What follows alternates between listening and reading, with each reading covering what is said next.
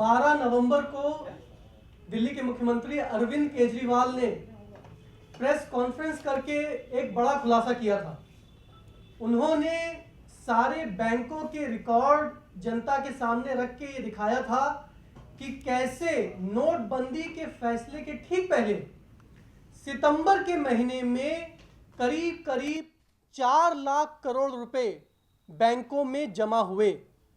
Public sector banks में कई गुने बढ़ोतरी उनके डिपॉजिट्स में सितंबर के महीने में हुई, जो अप्रत्याशित थी, पहले कभी नहीं हुई थी। और केजरीवाल जी ने एक बड़ा प्रश्न जनता के सामने रखा, क्या कुछ लोगों को नोटबंदी के फैसले के बारे में पहले से ही जानकारी थी और इसलिए वो लोग सितंबर के महीने में बैंकों में अपना काला धन जमा कर रहे थे और काले को सफेद में तब्दील कर रहे थे। अरविंद केजरीवाल के इस खुलासे को वित्त मंत्री अरुण जेटली जी ने यह कहकर समझाने की कोशिश करी कि क्योंकि 7वां पे कमीशन आया था और उसमें करीब करीब 45,000 करोड़ रुपए का एरियर था और वो लोगों के खातों में आया, इस वजह से सितंबर के महीने में बैंकों में ये डिपॉजिट्स में भारी मात्रा में बढ़ोतरी हुई। लेकिन आज बिजनेस स्टैंडर्ड, जो बड़ा ही प्रतिष्ठित अखबार है देश का, उसने एक बहुत बड़ा खुलासा किया है जो चौंका देने वाला है। यह हम सबको पता था अभी तक कि सितंबर के महीने में बैंकों में भारी मात्रा में पैसे जमा हुए। यह हम सबको पता था कि 4 लाख करोड़ रुपए जमा हुए। यह हम सबको पता था कि ये 4 लाख करोड़ रुपए पिछले महीनों के मुकाबले में कई गुना ज़्यादा थे। लेकिन आज बिजनेस स्टैंडर्ड ने यह खुलासा किया है कि इसमें से 3 लाख करोड़ रुपए सितंबर 15 से लेकर सितंबर 30 के बीच में जमा हुए, नंबर 1। नंबर 2, ये सारे पैसे फिक्स्ड डिपॉजिट में जमा हुए, सैलरी अकाउंट में नहीं जमा हुए, जैसा कि वित्त मंत्री अरुण जेटली समझाने की कोशिश कर रहे थे कि ये तो 7वें पे कमीशन की वजह से पैसे आए हैं।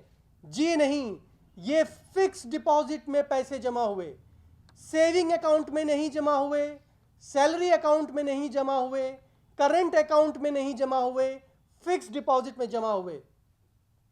नंबर 3, ये पैसे जमा होते ही इसमें से आधे पैसे अक्टूबर के महीने में निकाल लिए गए। 1.5 लाख करोड़ रुपए निकाल लिए गए। यानी कि फिक्स्ड डिपॉजिट सितंबर के महीने में और एफडी तोड़ ली गई अक्टूबर के महीने में। मतलब बिल्कुल साफ है कि कुछ लोगों को पहले से ही नोटबंदी के फैसले के बारे में जानकारी थी और वो अपने काले धन को सफेद करने में लगे हुए थे। और ये सारा कारोबार भारत के पब्लिक सेक्टर बैंकों में चल रहा था। एक और बड़ी जानकारी बिजनेस स्टैंडर्ड अखबार ने दी है। स्टेट बैंक ऑफ इंडिया के चीफ इकोनॉमिक एडवाइजर, जो आज भी चीफ इकोनॉमिक एडवाइजर हैं, बहुत बड़े अधिकारी हैं, उनका नाम है सौम्य कांति घोष। उन्होंने मार्च के महीने में बिजनेस स्टैंडर्ड में कॉलम लिखा और मार्च के महीने में स्टेट बैंक ऑफ इंडिया की एक रिपोर्ट आई जिसमें उन्होंने बताया कि नोटबंदी बहुत जल्दी होने जा रही है।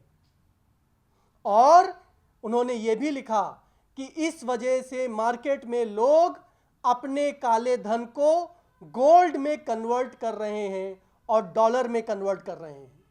ये बात Saumya Kanti Ghosh, State Bank of India के एक बहुत उच्च अधिकारी ने मार्च 2016 में ही लिख दी थी। तो मोदी जी का यह दावा कि नोटबंदी के फैसले को सिर्फ टॉप सीक्रेट रखा गया था और कुछ चंद लोगों को ही पता था, इस खुलासे से झूठ साबित हो जाता है। मोदी जी ने अपने लोगों को पहले से ही बता दिया था कि नोटबंदी का फैसला वो लेने जा रहे हैं, इसलिए जिसके पास भी काला धन है वो उसको सफेद कर ले। क्या इस मामले की जांच होनी चाहिए या नहीं होनी चाहिए? एक तरफ वित्त मंत्री हैं जो इस मामले की जांच नहीं करवाना चाहते हैं, दूसरी तरफ दो बड़े इकोनॉमिस्ट और बैंकर्स, प्रणव सेन जो सरकार के ही चीफ स्टैटिस्टिशियन रहे हैं, उन्होंने कहा है कि इस पूरे मामले से गंध आती है और इसकी उच्च स्तरीय जांच होनी चाहिए। दूसरा, आरबीआई के पूर्व उच्च अधिकारी विपिन मलिक, उन्होंने भी कहा है कि ये जो पैसा सितंबर के महीने में इतनी भारी मात्रा में आया है, ये अभूतपूर्व है, अनयूजुअल है, अननेचुरल है, और ये पैसे किसने जमा किए और किसने निकाले, इसकी जांच होनी चाहिए। सवाल ये है कि एक तरफ इनकम टैक्स 2.5 लाख रुपए कोई अपने बैंक में जमा कर रहा है तो उसके यहां नोटिस भेज रहे हैं, 2.5 लाख कोई अपने बैंक में जमा कर रहा है तो उसके यहां छापे डाले जा रहे हैं। आपके घर में, आपके लॉकर में महिलाओं ने कितने गहने रखे हैं, इसकी जांच हो रही है। दूसरी तरफ बैंकों में 3 से 4 लाख करोड़ रुपए नोटबंदी के फैसले के ठीक पहले बैंकों में जमा होते हैं और वो जमा करके निकाल लिए जाते हैं। इसकी जांच करने से सरकार बच रही है और इसकी जांच नहीं कराना चाहती है। क्या दिखाता है ये?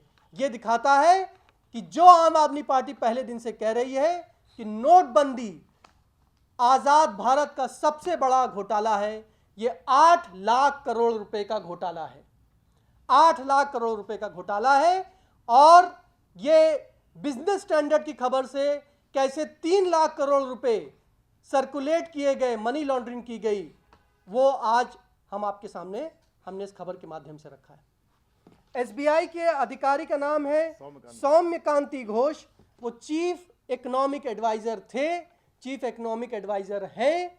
मार्च के महीने में उन्होंने बुलेटिन में, अपने बैंक के बुलेटिन में लिखा कि नोटबंदी होने जा रही है और इसलिए बाजार में जिनके पास काला धन है वो अपने काले धन को सोने में तब्दील कर रहे हैं और डॉलर में तब्दील कर रहे हैं।